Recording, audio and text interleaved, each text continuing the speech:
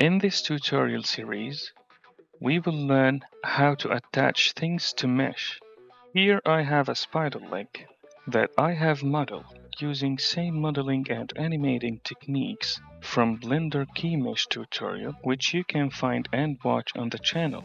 Contains the leg itself and another two meshes joined to it for the wheels. I also have an armature with one bone subdivided to 40 little bones, and finally a path curve to roll them all. Now I will do a Spline IK, just like we did in Blender Key Mesh tutorial as well. Select the armature, and in pose mode, select the last bone. Add a Spline IK constraint to it, and select the controller curve. Increase chain length to 41. And now it's rigged.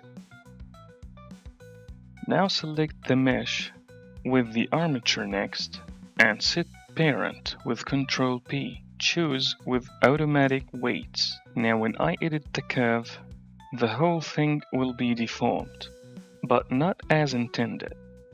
Notice that the wheels are not rotating properly with the leg and act weird.